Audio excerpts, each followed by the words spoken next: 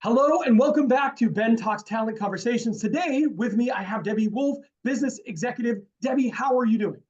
I'm great. Thanks, Ben, for having me. I'm so appreciative that you do this series. I think it's so beneficial to people, and I've found it incredibly informative. So hopefully this will not disappoint your listeners. I definitely will not. It definitely will not, based on our conversation we had last week. I think you've got a lot of great insights to share that people are going to benefit from. And I think one of the ones that I think will be most helpful is talking about career pivot, because I anticipate in the next 10 years, more people will need to do pivots in their career than they would in the past 20 or 30. I read a study done by JP Morgan Chase that said by 2030, 30% of the jobs that currently exist won't exist. So a lot of people will need to do career pivots in the next decade. You mentioned that you've had a few career pivots. I think it would be great to start off the episode with you just sharing advice for anybody who might be considering or in the future might be put into the position where they have to do a career pivot. What advice would you give them? Yeah, I'd be happy to share. I agree. There definitely is going to be a need as the landscape changes. And also, too, as people grow throughout their career, we change, right? And interests change. People want to try new things or leverage skills, and maybe have new awareness of things they'd be interested in that they didn't know they had. So I kind of follow this four process. First, it's define, then it's diagnose, then it's design, and then deliver. It's kind of what I follow for a lot of things. So the first part's define. It's really starting to understand what is it that you'd want to pivot into or away from. And that takes time to really stop and say, what do you really want to do? Identify what that is. The next phase would be the diagnosing, which is really doing some research, understanding like what would it take to pivot? Why do I want to? And do I have any gaps? Do I have a running start? Do I have a network? Who's in that network? It's a time to really reach out and talk to people that may be doing that role. Ask people, can they, that you're in your close network, could they see you doing that role? So really I kind of uncover what needs to happen. Then I would say design, and that is build a plan and build a strategy. Sometimes people want to just dive in, and that's a way, and sometimes opportunities find you. But if you really are being intentional about something significant from a career standpoint, have a plan, have a strategy, and you want to be able to execute on that with the information you've been finding out through talking with people. Maybe you needed to take a class. Maybe you are needing to find a whole new network to engage with and then deliver. That means it's showtime, go time. Start the process. Be bold, be courageous, be consistent, and dive in and be committed to it. So that's just a high level overview. Happy to dive into any of Yeah. those if you want to ask more. But I have found, I mean, I've made really significant pivots. That's not easy. It takes patience because a lot of times you're moving into an area that is a different, sometimes industry, a different function or role, and you don't have the experience that would be a natural progression. So sometimes you have to be willing to take a step back or a step sideways to be able to propel yourself going forward. So it is definitely worthwhile. It's a Yeah. lot of work, but it's definitely worthwhile and very enriching. Yeah. I think one of the challenges people have when they go to change careers is it's such a daunting prospect that they don't know where to Mhm. start. So your advice of like reach out to people, connect with people, ask them if they could see you doing the job. Like little conversations like that can like spiral off into such helpful steps because you never know who knows somebody. And you could talk to someone and say, what would you think about this? And they go, I think you'd be great at that. And I actually know somebody who is hiring. Exactly. But if you don't have those conversations, if you don't connect, if you aren't intentional about networking, you might fail to access a whole host of opportunities that you might be able to gain access to. So I think that's a great first step. Yeah. I also found what you said really valuable, that you need to go into it with the realization that you might need to take a step back or lateral. And that is just the hard truth of it, that sometimes because it's going to be an area that you don't have the experience in, you need to make peace with that and know that it's a temporary setback for future growth that you might be excited about. So I really appreciate that. Yeah. I think that's really great advice. Well, there's two things to add to that. From a networking standpoint, don't neglect recruiters. Yes. recruiters have an incredible wealth of information. So Yeah. contact them. I mean, Yeah. because it's so important to say, I mean, the recruiting teams and people and professionals are up to date on what are clients looking for, what are the buzzwords, even how to have the right kind of a resume when you want to move into that area. So definitely leverage the professionals that are out there that really know what's happening, what the trends are. And then the other piece, as far as the looking at when you do want to make a pivot, and we sometimes from an ego standpoint think, oh gosh, I've been a director and now I want to make a pivot and I'm going to go to a manager, or I'm going to be doing an associate level. That's Yeah. okay. Look at it as a paid master's. If you were going to go to school, you might be paying 10, 20, 30,000 to get an advanced degree, but this is a professional, this is an educational investment. It's building your Yeah. skill, you're learning new information. So look at that as an intentional investment and realize that it is hard. You got to check ego. I know when I made my first really big pivot, I had been the president of a division and I was willing to go in and start at an associate level and just be a specialist. And now, coming from recruiting, I knew no one was going to hire me because they're going to say, oh, you want to boss everyone around. You're not going to just be an associate. It's like really serious. So I had to really find a way to overcome that objection too. So not only do you need to know the gaps you need to close, but be prepared for the objections that you're going to get. People might think, oh, they're used to making this amount of money. This job's only going to pay this. Again, to your point, make peace with that, know what you're willing to do for the investment, and look at things as long-term game, not just for today. Now, if you're in a situation where life will not, it's not prudent to make that decision yet, you're not in a position to do that, whether it be financially or things going on in your personal dynamics, be wise about the timing of a pivot. But if you are in that right place, you've got a supportive network, go for it. Yeah. You know what? That is like one of the most helpful reframes of the situation I think I've ever heard, that you should just consider it a paid master's. I think, gosh, that is such a helpful way to look at it, overcome with it, and reconcile with maybe the financial and ego components that are going to come along with making a career shift. So I think that's an amazing way to view it. Now, one of the things you said that was so interesting is like, I went from president to associate, and I think your background is interesting just in general. So this might be an appropriate time to like for us to pivot and go there. You have an undergrad in biochemistry, but you've fallen into recruitment, HR, the business ownership. Um, can you just tell us a little bit about that? I don't even know what the question is, but tell us a little bit about all of that because it's just so interesting. Yes, well, I love science at the heart of me. I mean, I'm just as a kid, I was that kid right out there collecting hop toads and tadpoles and whatever. And I just was fascinated by the world around me and incredibly curious. And I love science, got my degree, and it was fabulous. It was challenging and difficult, but I really was marveled over at how complex the world is. And but I'm not a scientist that stands at the bench and just does experiments. I really love to engage with people. I like making a difference in people's lives. So that is where I've taken kind of transfer of skill and way of thinking into the business world. So I do bring a very scientific perspective of how I approach it. Like you notice, I said define, diagnose, Yeah. design. I mean, that's very sciencey. So I, Yeah. I like frameworks. I like to have research behind the work that I do. I'm going to be making somewhat of another pivot as well. And one of the skills I want to build up is coaching. And I'm going to be taking a class with the Neuro Leadership Institute because it's involving neuroscience of the brain. So it's a different way of coaching. So it's really just who I am. And I think that's my journey. But I think the lesson for your listeners there is to know who you are and really embrace that and let that be your superpower.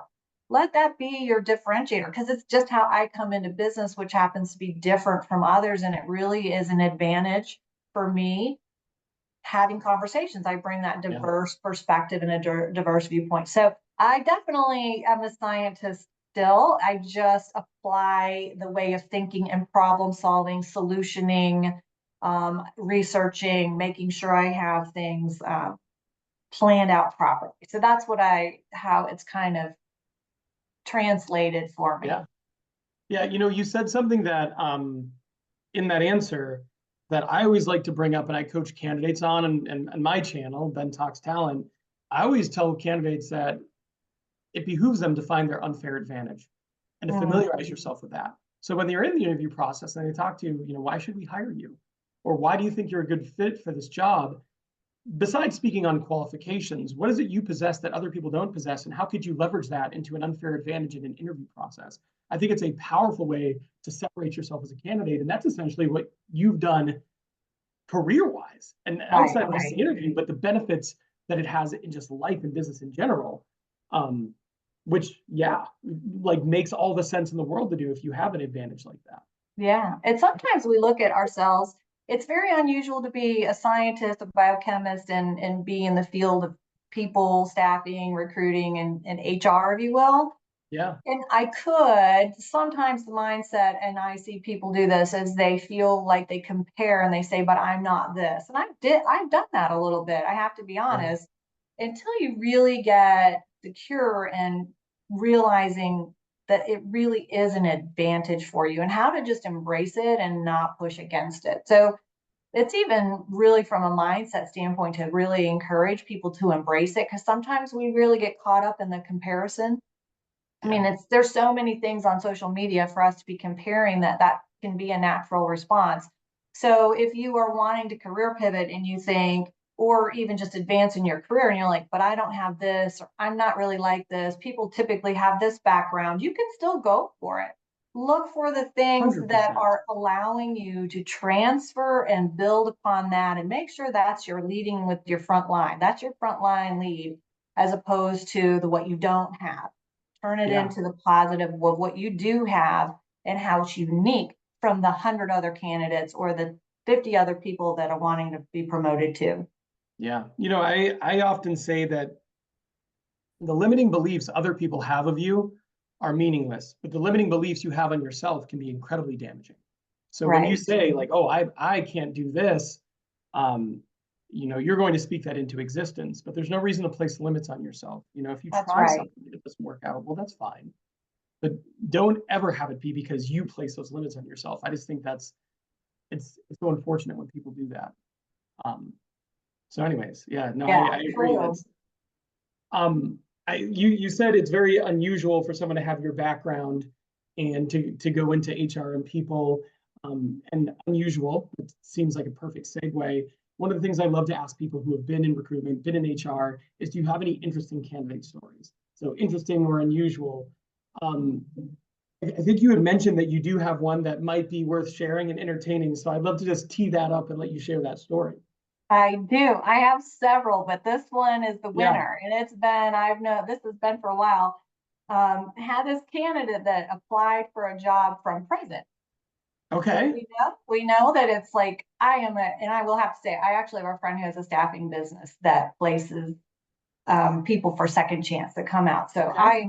first, let me state, I am such a huge proponent of second Yeah. chances. At the time, though, I will say we received this resume applying. It was they could have used some coaching. This is where it's good to reach out for help. So the person started with probably about 10-page resume, and by the end of the first page, they were born. It was all paragraph. Oh, okay. And they went on to say that they were in prison because they were in a bar fight and had a knife and someone fell on it.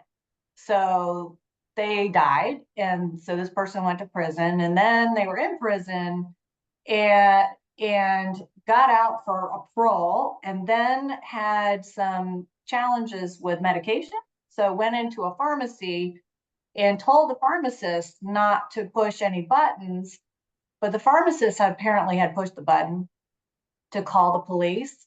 And so this person shot the pharmacist and said, I told them not to shot me, not to push the button. And they did. And then then this person said, if this sounds crazy, remember at the time I was. And so Yeah. they went further on to say in their resume that if we found them a job, they would need to have their parole officer would need to be able to be available at the job site too. So that was the most interesting candidate resume that we Yeah. had. And bless their heart. I hope I mean, I know they were starting to get a paralegal. This was for actually, they wanted to work for a law firm. So Oh, they were, okay. yeah, I know. So they wanted to get a paralegal role. And, there's opportunities. And again, I don't want to discourage anybody because Yeah. I mean, we all can overcome. Yeah. In that case, I would say get a coach if you've not done this before because they can help you present yourself better to a client to Yeah, a hopefully, message like that is going to be really hard to craft into a yeah, compelling message. Like that's the type of cover letter you don't forget. I know. Yeah, yeah, that's a So bit of a that was, challenge. yeah, Oh, that we've had, you're in recruiting. There's yeah, all kinds of stories. People go through all kinds of times and places in life, and we meet them sometimes in those junctures, yeah, right? absolutely. We really do. It's a very privileged place to be. Yeah, Um, but yeah, anyway, yeah. One of the things that I didn't really understand until you and I started talking. I think like maybe I gleaned it a bit from your LinkedIn profile, but when we first spoke, I didn't realize that you had started businesses, you had sold businesses, and I thought that was very interesting. And I've never started a business, and I've never sold a business, and I think most people probably haven't started successful businesses and sold them. Um, but I was hoping to get some of your advice here. Like if you, if you were giving advice to someone who had an idea or had a passion or wanted to start their own business, but they were in dire need of some good advice, what would you share with them? I would definitely say create a business plan, a full business plan. I mean, and if people don't know how to do business plan, there are plenty of books out there with templates and do the full thing. Don't skimp on it. I mean, I'm talking like a marketing plan, SWOTs, vision, mission, pro formas, financial analysis, competitive analysis. I mean, really understand what you're getting into and know that you have others that will back you in that. I mean, the first business I did, we had 4 different investors, and because we had to have a business plan, and I didn't have money. I had one business partner, and we didn't have the money to do that on our own. And having those investors said to us, "Yeah, this is a good idea." It also is support with others, kind of, and you have people behind you supporting you, and you also have some accountability because it's not just you on the line. You're also are supporting with what others are doing. So, and I also had people look through the business plan and try to poke holes in it and really guide and coach through that plan. Be prepared to know how to set up, make sure that whatever you think the revenue is going to be, you divide by two, and whatever you think you're going to spend, you multiply by two. And just know you're going to need time for it to really become profitable and make sure you can physically, emotionally, and financially manage through that. And your support Yeah, system, whoever's in your life that's closest to you, if you have a spouse, a significant other, kids, you need to know they're on board with you because it gets hard. I mean, it's definitely a climb up a mountain, a worthy climb for sure. So I would just say, really face facts, face the realities, face the difficult, and don't try to over sugarcoat it. Because a lot of times, entrepreneurs and visionaries, they get so in love with their idea and their dream that they can sometimes not look at what could be the true obstacles. So I'm big on saying, what is the real upside? But think about worst case scenario too. You have to face what is worst case scenario and can I live with that? So that's yeah, all the like getting started. And then once you get into it, you have to have people and advisors around you. Make sure you have someone that's good from a legal front. It's almost like creating your own advisory board. If you're not an organization that's requiring a board of directors, but have your own advisory board. And from a career standpoint, I guess I could throw this in there too. People talk about this, so it's not anything revolutionary, but I do encourage people to have professional advisory boards. So if you're wanting to career pivot, you're wanting to just even in your career, who's your kind of counsel that helps you advance? So I would say have your own advisory board. Should include someone that's an expert in law, an expert in finance, that can help you from a financial standpoint, a technology expert, people expert surrounding you because as a small business right out of the gate, you're not going to have an HR department. You're not going to have an IT department. You're going to be outsourcing some things, but have other deliberate professionals in your life that can help you know, no, that vendor, they're taking advantage of you, or no, you can negotiate, you can get the price for this or that, or don't forget this, I don't see this in an agreement, right? I mean, have advisors around you to help you with the things that are required to just run a business. So you make sure you're doing your government reportings and all those things properly so you can focus on the business itself to make sure that you're driving the revenue that's needed. And always get good people. Don't hire too quickly when it comes to hiring in a small business, because Yeah. that can take you down or it can help you skyrocket. So really make sure your hires are good in the beginning. So you are doing references, you know what their work is and so on. So I say, yes, do a plan, execute on it, have an advisory team, know what you're willing to stomach with regards to risk, and take on a whole lot of grit and resilience and push through. Don't give up, keep climbing. Yeah, and that's great advice. And I feel you know, a few things. I think one, it's like whatever you needed to prepare for, like whatever research and that you know you thought you needed to do, it's probably more. That's what I Yes. gleaned from that. I think in this answer, in your answer to career pivots, one of the things that to me stands out as so necessary is networking and building a network. Because whether it's creating an advisory board or reaching out to people, um, knowing people, having networks, having relationships that you're able to call upon is incredibly important. And then lastly, you are preaching to the choir when you are talking about finding good people. I don't think there's anything more powerful in business than surrounding yourself with the best possible people. Right. I think it's incredibly important. Obviously, I'm in recruitment, so like, of course, but Yeah, yeah, I think there was a lot to take away from that answer. it's true. And there's that phrase, your network is your net worth. Yeah, And not everybody is a networker. So I want no, to give a being encouraging to those that are yeah, out there that don't like networking. I personally do not enjoy going to functions and having small talk. I'm much better one on one. So yeah, find the way you can network that you are at your best, right? I yeah, do best with scheduling lunches or coffees with people, or having introductions with another friend that might know the individual. So really work to your strengths, because when you say network, some people get all excited and they love that.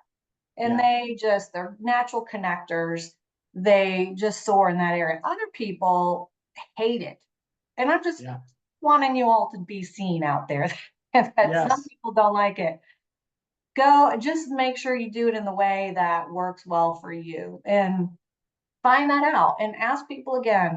Know a few close people. It takes a couple close people to you, and then you just can keep building upon that to have people help you in your network. I mean, people reach out to me still that I've worked with in the past, and I am more than happy to help with introductions or just even having conversations. So people are willing. So start with the people you know and yeah, let them help you. Find those natural connectors and network out there, and then connect with them and they can help you, because some people will love helping others. So I do want to encourage those that feel like I keep hearing this word networking and it's just not my strength. I don't know if I can do it. Right. So be yeah. encouraged there. Yeah, I love it. Find what works for you. I mean, it's not Mhm. going to be the same as what works for everybody, but the benefits they do exist. So it's Right. worth trying to Right. find a way that you can make it work for you. Last question, not work related. What are you passionate about outside of work, outside of career? Oh, goodness. My husband and I are so passionate about education and underprivileged world, third world. I mean, we do a tremendous amount of work in Africa. We've been working over there for 14 years, Okay. building schools and orphanages, and it's just been life changing for us and for our family.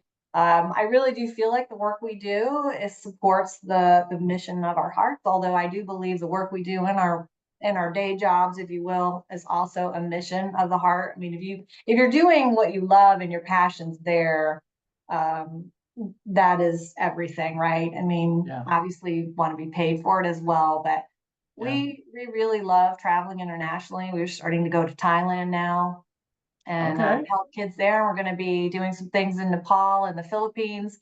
So that is our passion outside of work. That and a little bit of Orange Theory and some cycling along the way. And now we have some grands.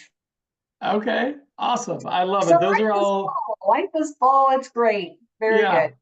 great hobbies. Well, Debbie, I appreciate it so much. Thank you for being on the podcast, and I appreciate your perspective and your advice today. Thank you. This is wonderful. And best of luck to you, Ben, as you continue to change people's lives every time you offer them a new job with one of your great clients. Oh, well, thank you so much.